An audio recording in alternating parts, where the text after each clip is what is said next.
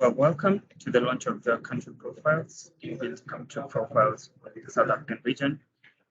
We've had, over the last couple of days, launch for the East Africa countries. These were Kenya, Uganda, Tanzania. We also had the launch of the West African countries, a couple of them. Those were Ghana and Nigeria. And now we'll proceed to have launch of these Southern African profiles. We do have our moderators and our moderator and panelists, Dr. Remerzai from Zimbabwe. Panelists, we have Mr. Kabayo How from Zambia Electric Mobility Innovation Alliance, as well as we received Mr. Kumbuso Nyoni as well from Zambian Electric Mobility Innovation Alliance. So that I'll just invite probably Joseph to introduce himself, let the audience know you as we get the presentation started. Hi, Warren. Hi, everybody. Can you see me? Can you hear me? Thank you to IAMDA for this lovely initiative. It's good to understand where we are in Africa, where the regions are going, so we know how to move forward. My name is Dr. Remerzai Joseph Kubuzai. I'm from Zimbabwe, Electric Drive Africa. I focus on everything EVs right across the whole continent. And it's a pleasure to be here.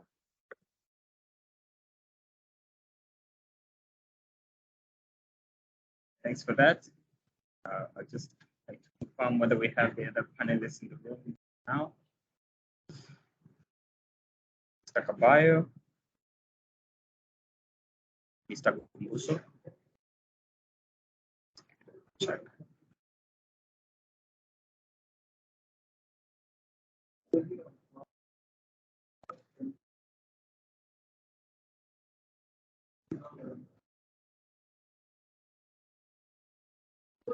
I think as they're still settling in, just go ahead and start on the presentations.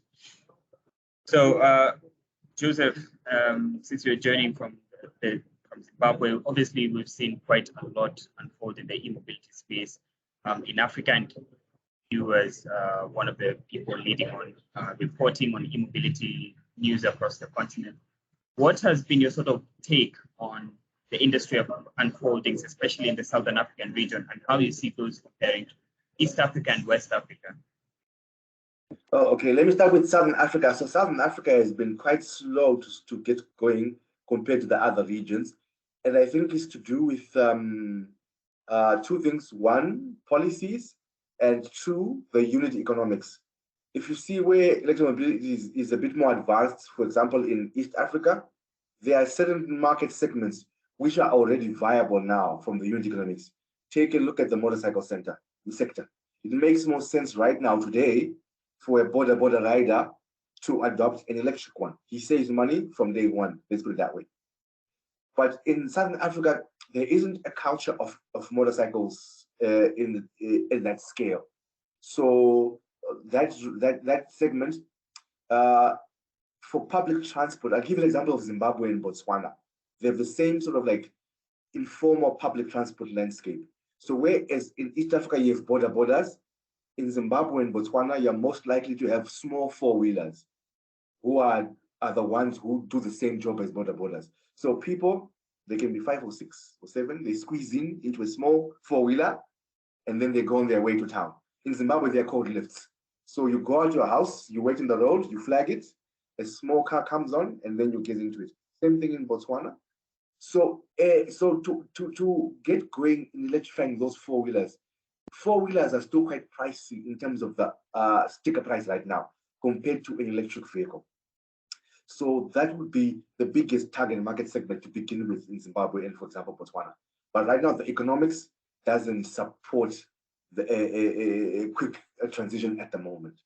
The other thing is policy. If you look at South Africa, electric vehicles actually pay more import duty, which is strange, compared to a petrol car.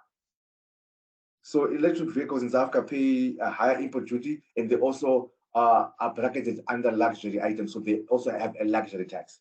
So you see, if you were to import an equivalent petrol car and an equivalent electric car, it will be much more expensive in South Africa to get an electric car. So those are some of the reasons why it has been slightly slower. So for example, in South Africa, the cheapest electric car you can buy is about 700,000 Rand.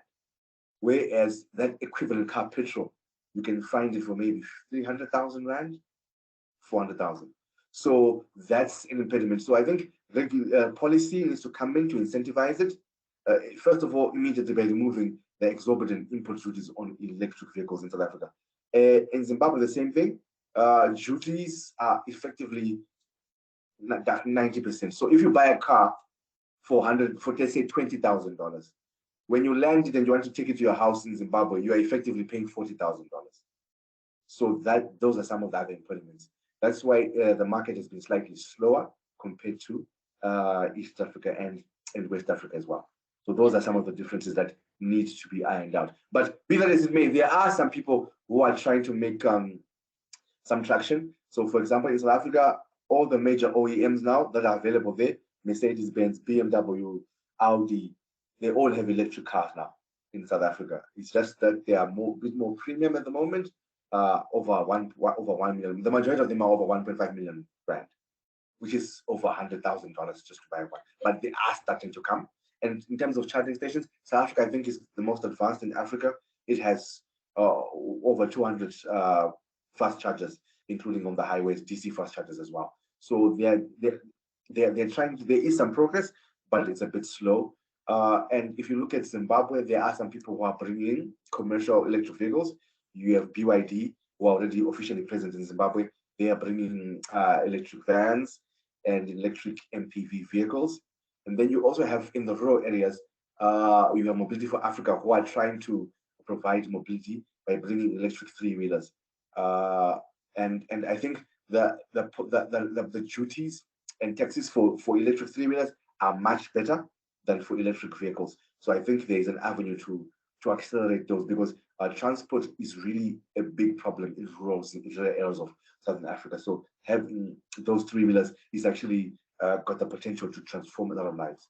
And then in Botswana, there was also a startup who were using electric scooters for deliveries. And there are also a few others trying to set up in South Africa as well. So in Zambia, I've spoken to a few people in Zambia who are looking to set up something. There are Zambians who are based in England, but so far they're still doing market assessments and trying to scope the market and see which segments to also get into. And also another thing, the official partner for BYD Zimbabwe already has presence in Zambia where they do ICE vehicles, and they have plans in the near future to expand the BYD Zimbabwe to BYD Zambia. So there is something happening, slightly slower than we want, and it needs policy to improve the unit economics. Great. I think you've already started painting a really good picture, an interesting one, and I'm sure there'll be follow-up questions on these sort of market dynamics in the Southern African region. Maybe what I'll start by displaying is currently the state of e-mobility, like from the profiles that we've already been developing. And probably let's take a few minutes to just digest this, and then we can go into the Q&A session. And just to begin the presentation, we ran these country profiles for these two countries, Zambia and Zimbabwe. And there are some nuances that we'd like to, prod some questions after this. But on the policy side, we've seen there's quite a bit of, momentum from Zambia. As far as government, incentivization of e-mobility, the import duties have been lowered from 30% to 15%. Electricity costs are still quite low in comparison to the fuel prices, and that created a bigger incentive to people transitioning to electric vehicles. And then on the private sector, I think it's still early days. Fewer companies are setting up smaller numbers of fleets, but we think there's a big potential for scaling up, especially in the commercial, public transport sector. And finally, the grid is primarily hydroelectric, which obviously is a big green point, and it's one of those compelling reasons why organizations want to set up there, take advantage of this green renewable energy on the grid. For Zimbabwe, the policy environment looks a little bit different. There isn't a specific e-mobility policy that has already been introduced. The electricity costs are also quite high in comparison to the fuel prices, and this means there is a slightly lower incentive for people to transition.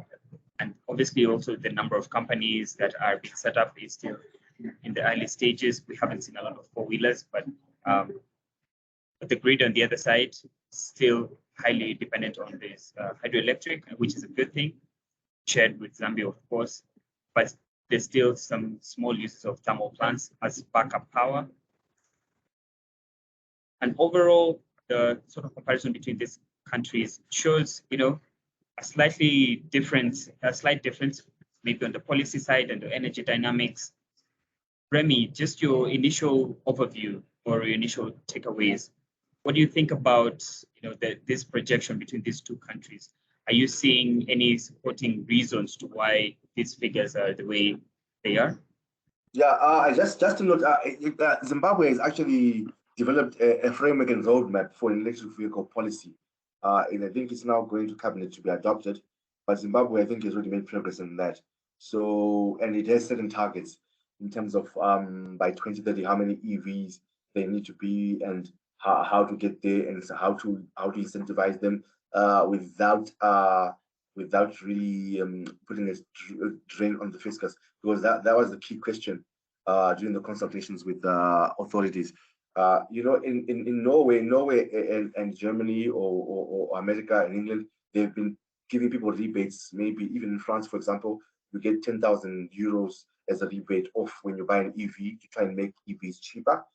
But the Africa, because of how cash constrained the budgets are, they might not be likely to do that. So the key question always comes in: if we try and say, let's give some incentives or let's reduce the import duties, how then do we cover that gap in terms of our revenue collection? But I think on the policy there, I think Zimbabwe should have a bit more stars there, because they've already got a framework and roadmap for adopting EVs. And I think in comparison, this work was funded by UNEP and the UN, and a similar exercise has also been done for Ghana, and also for Zimbabwe. They've also just concluded a feasibility study for electric buses for Harare, also funded by UNEP and other UN agencies. So I think Zimbabwe there, in terms of policy, I think is quite far ahead compared to most African countries. It's now just waiting for it to go to cabinet and for the policy to be adopted. But the framework and the roadmap is ready. And you raised the key point, which is actually a critical risk for both countries. Zambia is let's just say 95% hydro, most maybe 50%, 55% from Kariba, and 45% from the rest, like the new Kafue Gorge Lower. And Zimbabwe, as rightly pointed out, it's mostly Kariba doing the heavy lifting and a bit of the coal. But unfortunately, the coal plants are very, very old, and they are always having breakdowns, which is a similar situation to South Africa, which is why, as we are now in Zimbabwe, people are experiencing 20 hours of power cuts every single day. In South Africa, is experiencing maybe 6 hours of power cuts, and next week, Zambia is introducing also 6 hours of power cuts every day. This is because of the climate change. It's having a heavy toll on hydro. So Kariba Dam right now only has about 4% of usable water capacity. So the energy companies, both in Zambia and Zimbabwe, have been forced to curtail generation, and therefore they can't meet demand, and they're doing load shedding. It paints a very bleak picture. But let me give you a testimony, something that will show you that electric mobility is not something that Africa can't do. For example, I'm in Zimbabwe right now. At my house, I live in an apartment, and because of the shortage of water in Kariba, we only get electricity from midnight to 4 a.m. Let me repeat that. We only get electricity from midnight to 4 a.m. every single day. From 4 a.m. to midnight, the whole day, we have no electricity at all, every single day. But I drive an electric car. I have never been stranded on any single day. Today, because I live in an apartment and I don't have space to put panels, I drove my electric car to my mother-in-law's house because she has backup. But I have never been stranded. It's because those 4 hours in the night are still enough for me to charge my electric car. So every day I wake up and the car is charged and I can drive as normally as I would. So it gives you an understanding of how practical electric vehicles can be right now in Africa. This is Zimbabwe, and it's probably the worst case scenario in the whole wide world, where you only get electricity for 4 hours a day. Now, wherever else you are in Africa, you have electricity more hours than that in the urban centers. And if you are not in the urban centers, there will be opportunities to tie in distributed renewables as well to power whichever form of electric vehicles you may want to use.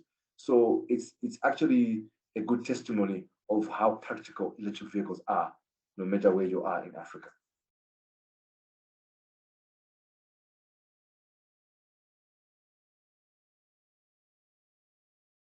Definitely. And I think one of the other reasons is looking at the difference in fleet dynamics. Probably the East Africa, West Africa side is more, taking up these 2 and 3 wheelers.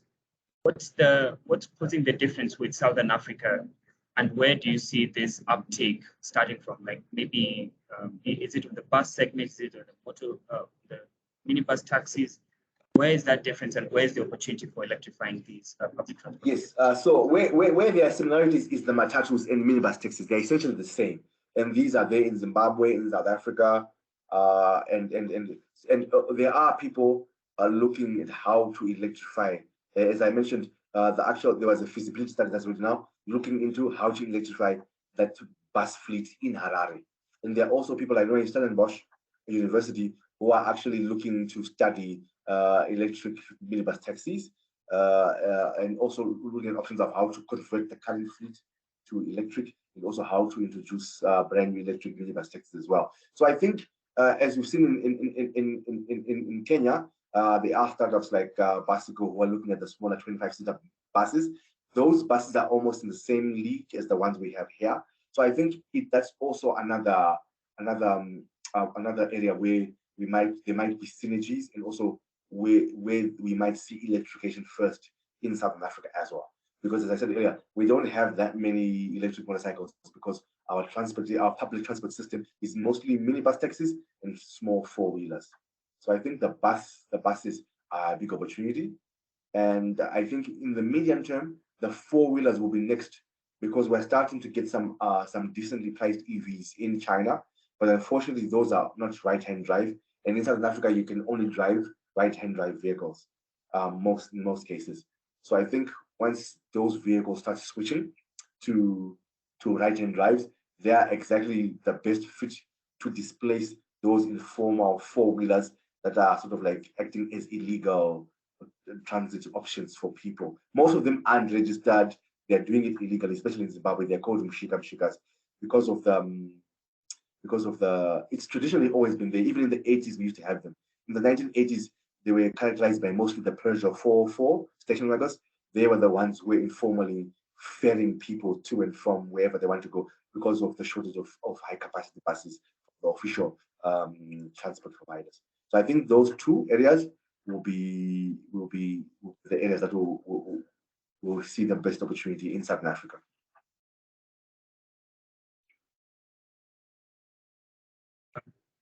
I see we have Mr. Makanza in the room. Mr. Makanza, could you also just introduce yourself and maybe give us comments on these differences that have been highlighted? All right, thank you, and big apologies for joining late. My name is Kundra Makanza, the founder of Asama Mobility. We're an e-bike business, primarily focusing on last mile logistics and tourism. And naturally, being that in our sector, we see that as the lowest hanging fruit as micromobility on the continent, particularly around last mile logistics and tourism, and a few other emerging applications. So the good thing in terms of micromobility, it's not well regulated. So in that sense, it's been able to mushroom sort of unabated, although like with the West, sort of then there's now sort of the semblance of creating special lanes for them, and also so this is a conversation happening in South Africa about where not micromobility solutions should be there. But we're quite excited about this subsector of electromobility, and we see this expanding into sort of other applications just beyond tourism and last mile logistics. Yeah, and if I could ask a little bit more, so again, thank you for being able to join us. I know that you're en route somewhere, and so we really appreciate it. But from the perspective of your work in Zimbabwe, I'd love to hear a little bit more about what is the role particularly of pedal assist electric two-wheelers versus other types of vehicles, and why was it that you saw a particular gap or opportunity for that pedal assist market segment in Zimbabwe? Sure, and I think a good example of this is our leading contract with FedEx. So we see a gap which is sort of within the 15-kilometer radius. So we almost have exclusivity to deliver within that. So when it comes to beyond that, a motorcycle or motorbike or even electric bike at that has got better economics and is much quicker and more efficient. But when you look at 15-kilometer radius, electromobility is quite well suited for that. The second application is sort of I distinguish between two types of last mile logistics. There's sort of your on demand. So this is your food delivery. And so this has sort of been taken to the extremes with in India, for example, where sort of deliveries can happen within 10 to 15 minutes for groceries. But we specialize in sort of batch deliveries, so sort of next day deliveries. So in these applications, the time constraints do not adversely affect the viability of e-bikes. So to reiterate, 15-kilometer radius, perfect for pedal assist, and then likewise where the delivery doesn't need to happen in the next 15 to 20 minutes. So we've done food, and we don't specialize in food because our customers are quite want it as quickly as possible. But where you have batch deliveries and you schedule them across the day. So with FedEx, we get about 20 packages per rider. We do packages, we do money deliveries, we do documents, and we're able to batch these into about 20 deliveries per customer, and we do that quite effectively. And I hazard to say, I think we're the most cost effective at doing it in Zimbabwe at the moment. Yeah, that's really interesting, and I think you bring up some really interesting points about what is the right fit for pedal assist versus motorcycles, and about maybe when there's the element of speed and time, we need to think about faster vehicles or vehicles which put less stress on the rider, and when there's the opportunity for that kind of logistics and route optimization, what can pair there really well. So I'd be curious, from your perspective in Zimbabwe, what kind of policies have you all seen in terms of the e-mobility sector, and what have been policies that you guys have been hoping and praying for?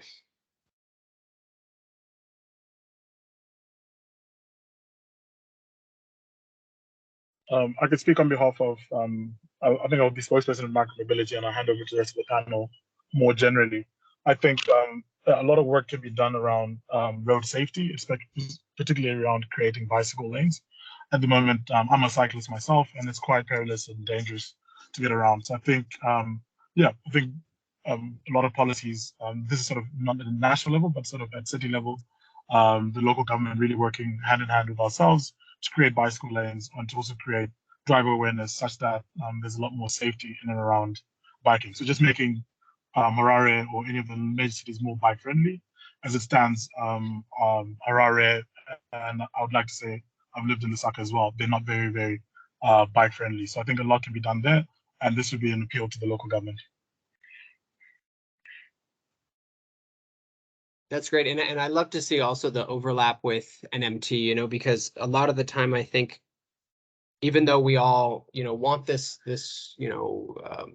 cleaner world and a world in which we are able to walk and bike more, I think sometimes, when we're looking at all vehicle segments and larger vehicle segments, the overlap isn't quite as clear, and so I love that overlap is so clear with pedal assist bicycles. Remy, I'd love to hear also kind of your perspective from Zambia on the policy front in terms of your wishes. I know that you all put out some wonderful report recently about Zambia and the policy regime there and environment there, and I'd love to hear kind of some of your key takeaways from that. Hi, Tom. Sorry, that was Zimbabwe, actually. The policy work, not Zambia, Zimbabwe. Yes. Yeah. So some of the key policies, it introduces a prioritization matrix of basically on analyzing the transport dynamics of how are people moving in Zimbabwe. We were able to then prioritize where quickly incentivizing which segment of vehicles would have the biggest impact, and that was found to be the minibus sector or the matatus. So immediately following on that, there's been a full feasibility study on how it would work and how it looks like. How feasible is it to transition those urban intercity buses and minibuses to electric? So this work was done in consultation with the government and also in consultation with ZUPCO. ZUPCO is the government, how can I call it? Let's say a bus company. So ZUPCO has all these buses that are applied intra-city routes, mostly high-capacity buses. But unfortunately, ZUPCO has not been capitalized over the past 20 years or so, so their fleet has been decimated. But since COVID, the government has really tried to acquire a significant amount of buses. I'm not sure the exact number they've bought recently, but it's close to over 500 buses, if I'm not wrong. I'll double check. But so there was a push to try and analyze and see how then do we progressively shift those buses to electric. And as I mentioned earlier, BYD are already present in Zimbabwe, so BYD are already looking at bringing in some electric buses to Zimbabwe as well, starting with Harare. So I think that's one of the key takeaways came out, that how can we really get more people to benefit from electric rather than starting with the four-wheelers. In some extent, you would actually get more people benefiting if we bring the high capacity buses that fit in the most number of commuters in the city. Yeah, absolutely. And I like that you're calling out that, particular part of impact too is, with one vehicle, with a bus, you can deliver a lot more. So we've got a couple of folks from Zambia that are now able to join us. So Mr. Lukumba Piri, I'd love to pass over to you, and you can tell us a little bit about your role in e-mobility in Zambia and some of your perspective of the ongoing trends there.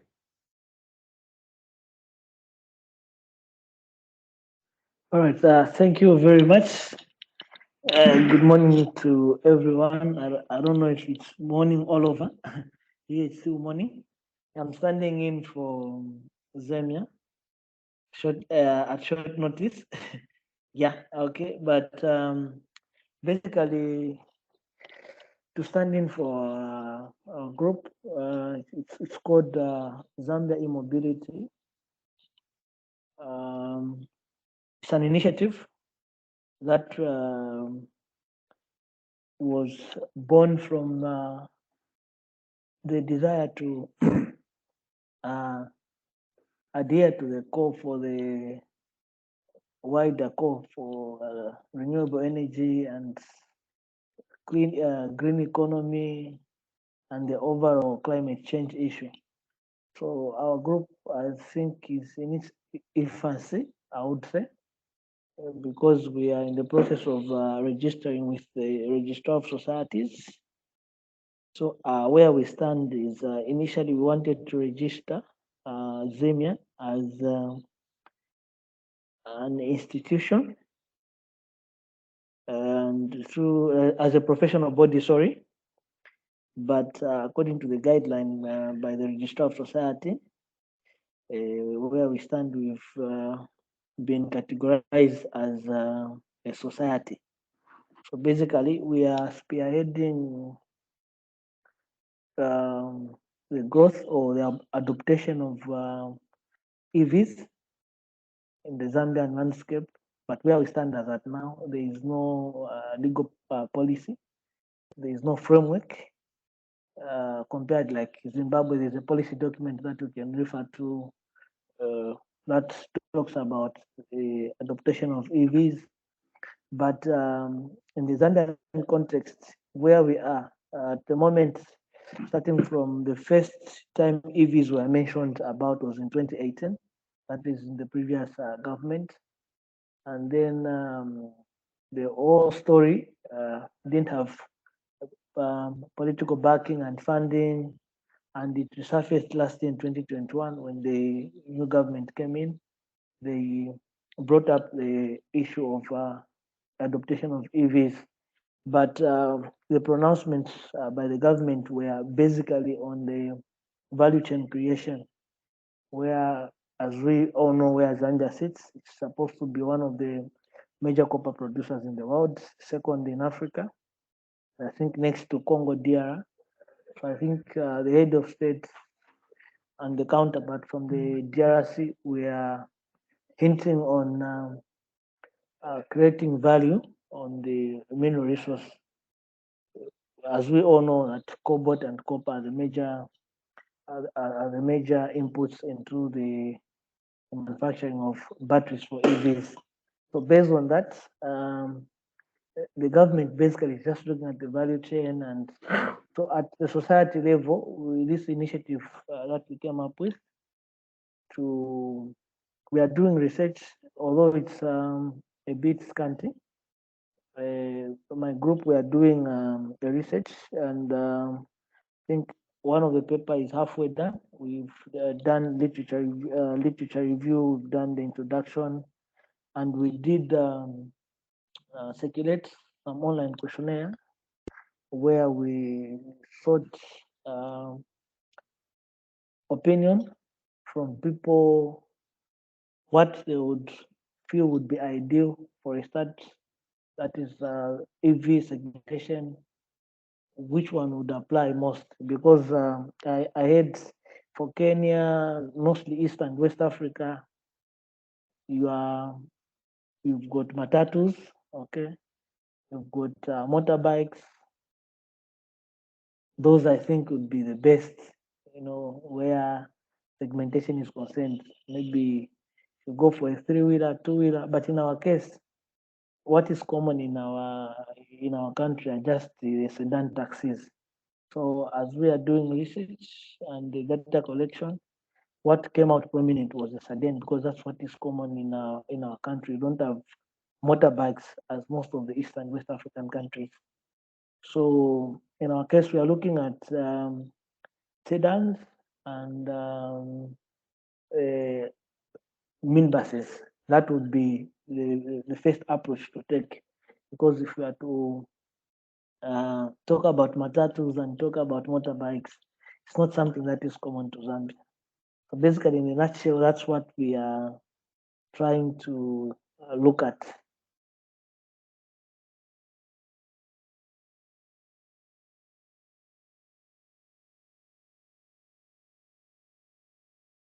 Hello? Hello? Yeah, thanks for the comments, Siri. And I also just wanted to understand what sort of market experience or market challenges are you prioritizing as policies being developed?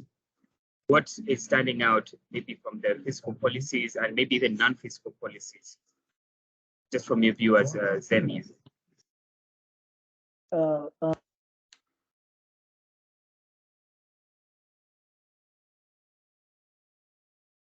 I think you're muted.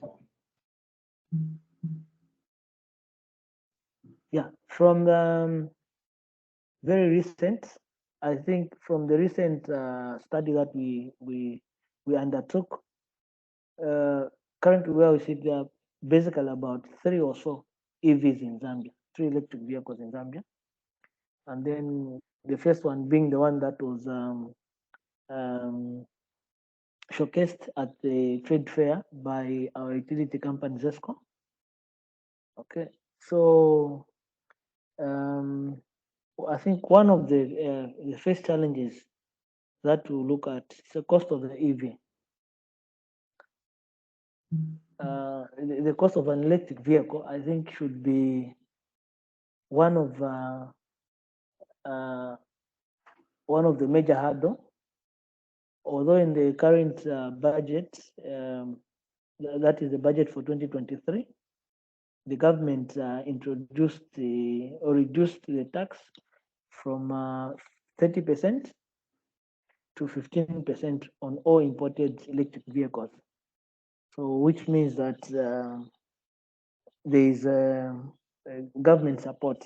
The government is supporting people going into electric. So for now, where I see it is that duty has been reduced from 30 to 15%. That is the action that the government has taken. But looking at the affordability in reference to other countries like Rwanda, where there is where they are able to assemble electric vehicles locally, the cost of having locally assembled EVs, I think, would promote early adoption of electric vehicles as opposed to importation.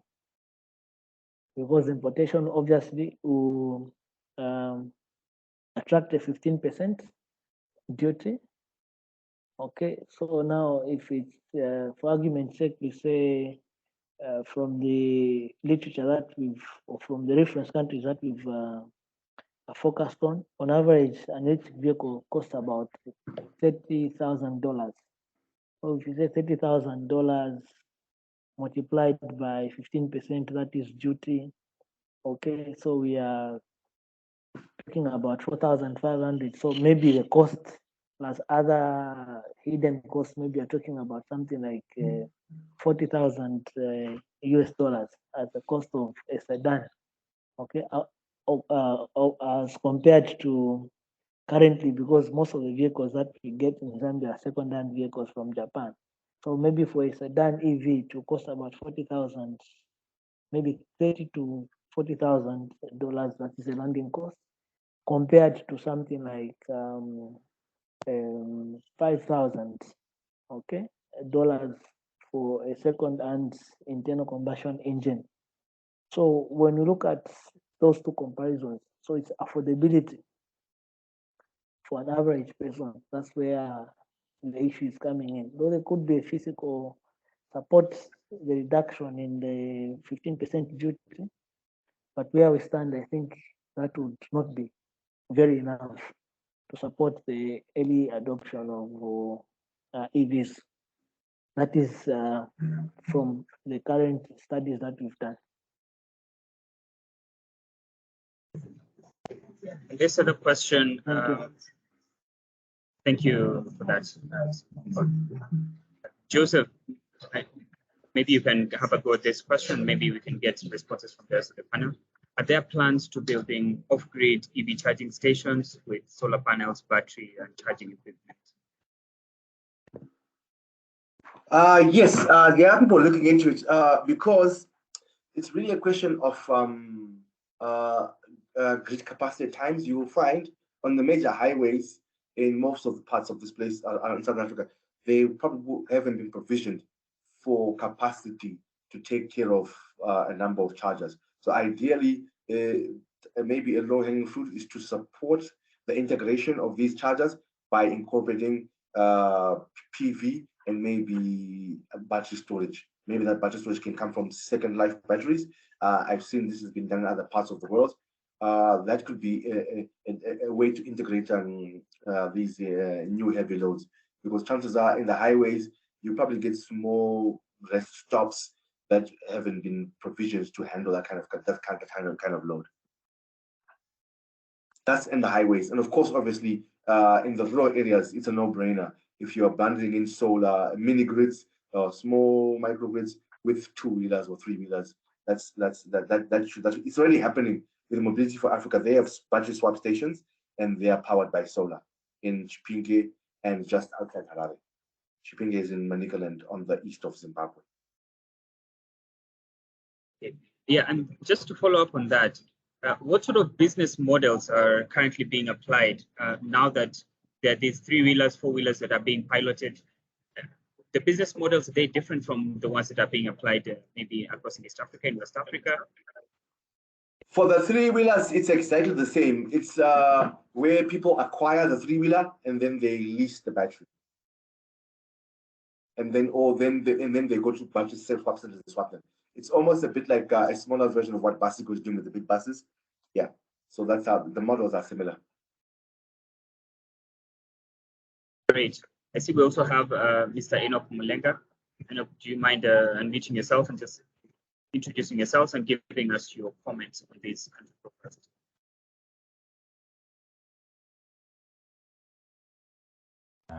Good morning, good afternoon. I am Enoch Mulenga. Yeah, similar to Mr. Piri, we come from Zambia.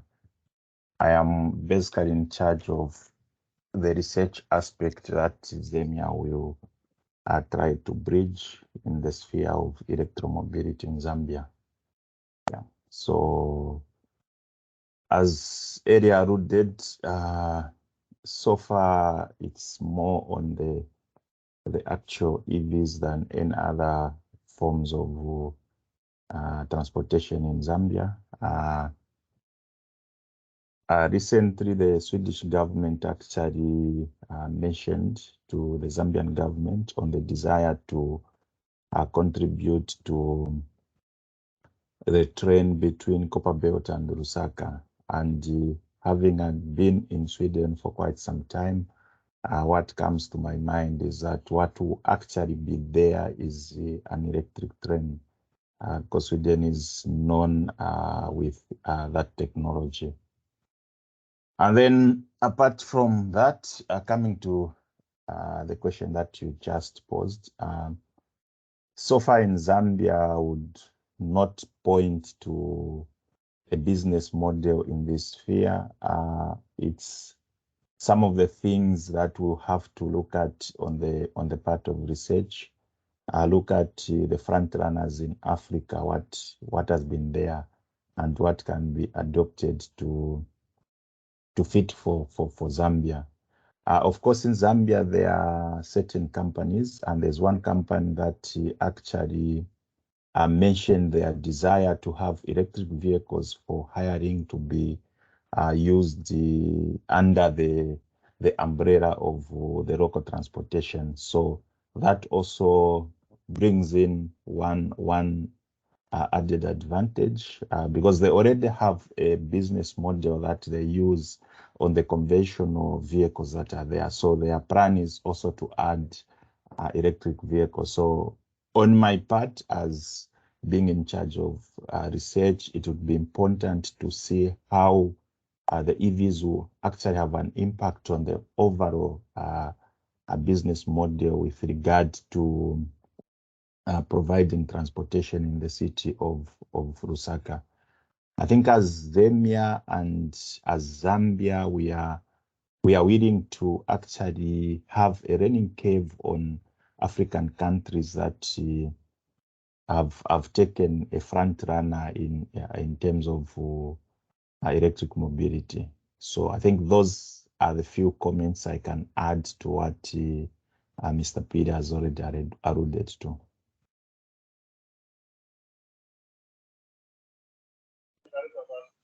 Yeah, just a small add on the topic of grid charging that the previous question. Just wanted to mention, I think, to agree with Remy in terms of how battery swapping still is one of the most widely used. That's what we use at Asante. We sort of have a ratio of 1.5 batteries to each bike, and we then use renewable energy to supplement it. So we're not fully off grid, but the building in which we charge has a backup battery system, solar system. So the reason we use solar primarily is to reduce our cost of energy, but also for reliability. As an entity in Harare, we often have very long power cuts, and it's not viable for us to not have this. So our biggest drivers of both cost and reliability. I also wanted to note something, or an interesting insight, to also reference the same study that Remy spoke about, Stellenbosch University. They also modeled the viability of solar PV charging for electric minibus taxis. They found one interesting opportunity, which was sort of the the usage patterns of minibus taxis. They sort of have a morning peak when everyone's going to work, and there's a bit of a lull period, which is sort of between 10 and 11, and then that presents itself in another lull period between 3 and 4, which presents itself as good opportunities for charging. The one challenge that they found, study was particular to Cape Town, was the limitation of roof space on minibus taxi ranks. So because of all the ranks are where sort of these lull periods are, and there's a high concentration of taxis, so it's not economically viable, or it's not practically viable with the current efficiency of panels to go fully off grid. But it's needless to say, there's still a big opportunity to reduce the cost of energy and to supplement the grid energy with solar PV as per that study. Yeah, so I'll just share that as well.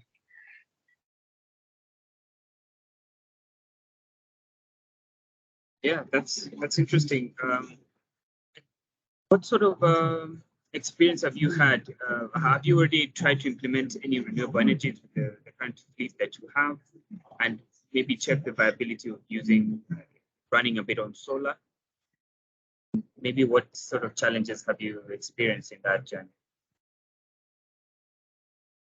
So I think, as mentioned, we do have a solar system at the building. So the building we use is used for other things. So we lease space from a building that's used as where the building is used for something else. So it's not a dedicated building and a dedicated solar system, but consequently that building does have solar and battery backup. So what that means is that a portion of our energy usage comes from renewable energy, although the building is not off grid. So we still do rely on the grid portion. But as the power situation becomes more and more dire, our renewable energy fraction is increasing naturally as well.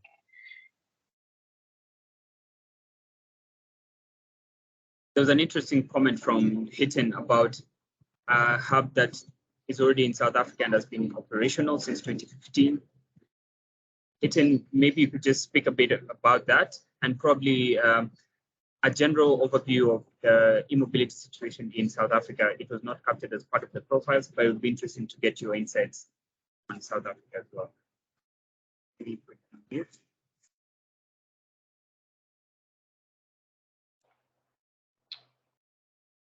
I think the mic has been enabled. Yeah, thanks, Warren. Certainly, I think we've realized what was highlighted earlier in terms of the challenges as we see EV market uptake. And in 2013, 2014, we started designing an off-grid or grid-coupled charging hub to support PV, storage, and a localized energy management to manage EV charging load, but also support the grid where it's available. So that's been ongoing. In terms of that, we see the same EV charging hub concepts currently being rolled out in Europe and other regions on that aspect. But I think it's critical that African countries start to look at these sort of concepts and start deploying that, whether it's containerized systems or on-site rooftop solar supporting EV charging, so that it's sustainable, but also managing the impact on the grid from that perspective. South Africa is still in its early days in terms of that, and possibly in the next forums like this, happy to contribute some insights in that. But I think we are in interesting times of policy reform, where we're going to see direct focus on local manufacturing across the value chain for that. And I think that's going to be a key framework in Africa and South Africa to advance EVs from local production perspective. Thanks, Warren.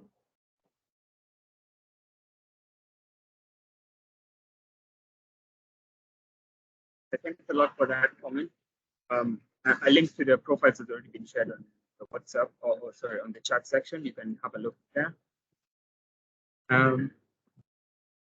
Any other questions left in the chat section? Maybe just to get an indication of what is the sort of interest from the mini grid operators, because we've spoken around the off-grid potential, but then there are operators that have previously been setting up these mini grid opportunities.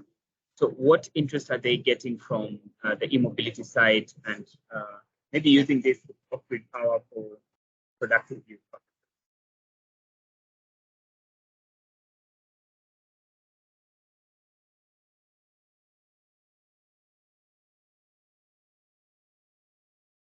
Of the panelists, maybe in Anza or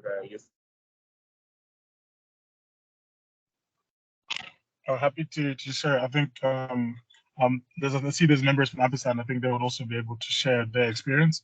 Although there's been some interesting studies, I think one funded by Rockefeller, looking at ad mini grids and micromobility. I think I think the jury's still out on the material impact of. Sorry, can you hear me clearly? Yes, we can hear you. Yes. All right. Yeah, I was just saying. Perhaps you might also want to rope in. I see there's a member from Ampersand. I think they have direct experience, if I'm not mistaken, ad mini grids and looking at their bikes. But I was going to reference a study. I think it was, if I'm not mistaken, funded by Rockefeller that found the jury's still out in terms of how much material impact. I think they looked at both Kenya and India, and I think it's still inconclusive in terms of how much demand the electromobility solutions would look at. But this was a micromobility study. I suspect this would change if you looked at larger mediums. So if you're looking at your matatus and your sort of four-wheelers, then these would obviously have a significant impact. But yeah, it's not something that we've looked at directly. But I suspect my intuition is that the larger modes would have the most impact on mini grid viability.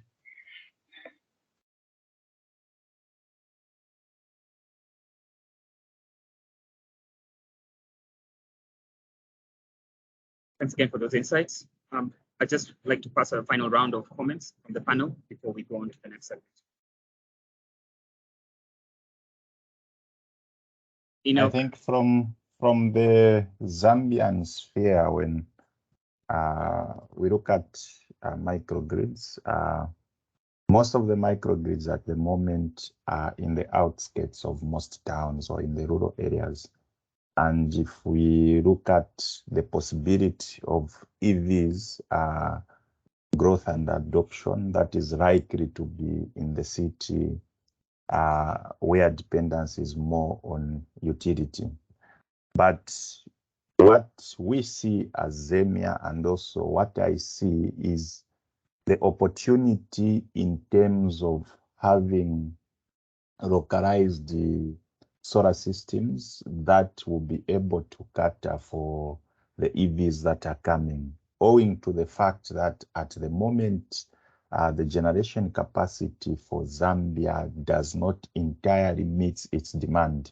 So with the coming in of EVs, we expect other solutions or other opportunities to come on board to actually provide the needed energy that will be there for charging. And it's also worth mentioning that in the sphere of solar power, that's a more developed sector in Zambia, and hope parts of the business models that will develop from the opportunity that is there will actually have the interaction between localized PV systems and also EV charging. Thank you. It's just a final round of comments. We go on to the next segment. Okay. Apologies, my network is a bit sketchy now. Power cuts. Yeah, I think first of all, personally, I want to commend people working in this space. I mean, like, a lot of work has been done. I'm happy to see Hidden Palmer is on the call. Him and Uido are doing commendable work in South Africa. I think they were one of the first to pilot vehicle to grid, do some experiments there. They do a lot of work with battery storage. But if you right up from South Africa, let's do Cape to Cairo. There's lots of work going on. In Egypt, they're bringing electric buses. They're bringing a brand new electric train that's covering 2,000 kilometers. And in Morocco is the only country, the first country in Africa to have superchargers. Tesla is officially present there. They have superchargers in Morocco because tourists from Europe, Portugal, Spain like to drive to Morocco for the holidays.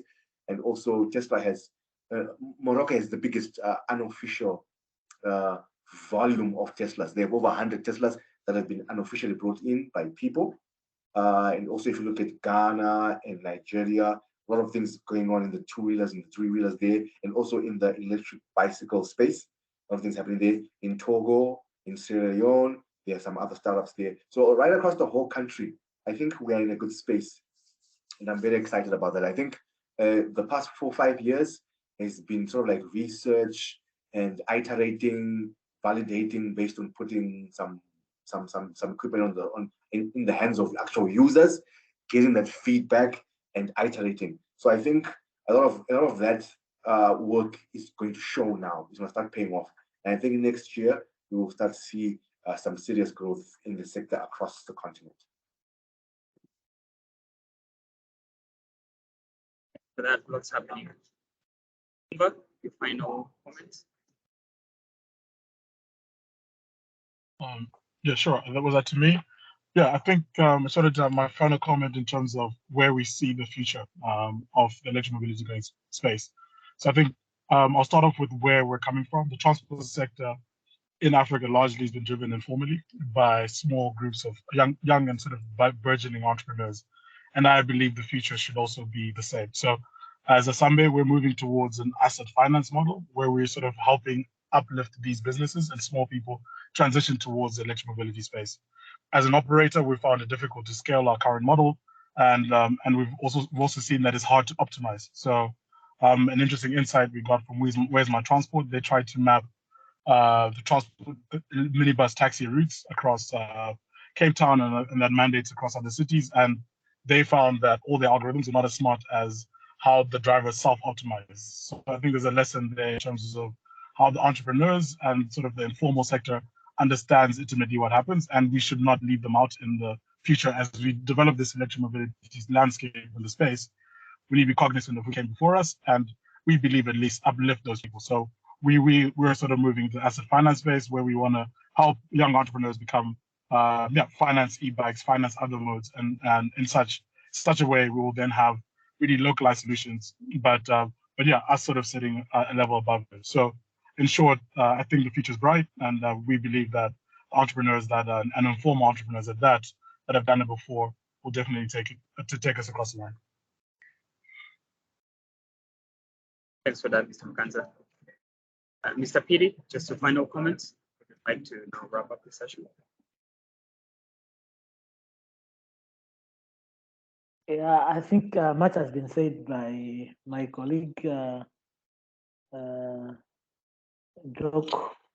I think where we stand, although it will be a bit challenging for Africa, as usual, change comes with the challenges, but we've seen the desire, the will for the government and the policy makers to implement and adopt EVs. We've seen that the will is there, and that's most of what we need to achieve something. It's the will. If the will is there, definitely the way will be found. So where we sit, the outlook is good, and given the necessary support from within and outside Africa, I think we'll be able to achieve the adoption of EVs in a short and a long-term basis. And those would be my contributions. Well, thanks for that. That's where we'll wrap up the session. We have a call to action letter that we have we've developed as IMDA with the support of the United Nations Environment Programme. A link to this document is already in the chat section, so please have a look at it. These are priority areas for supporting e-mobility in Africa, and would like all of you to sign on to this document. It's a follow-up document to the COP discussions, and we'd like to really push for some of these priorities to be implemented in the African continent. Other than that, we really thank you for your time, and we'll share links to the country profiles, and you're welcome to send us any responses or any questions or comments that you might have for ourselves. Others, it's a big thank you to the United Nations Environment Programme for supporting this course, as well as Kawisafi for bringing the support. Thank you all, and have a lovely afternoon, have a lovely morning. Thank you, everyone. Thank you. Thank you.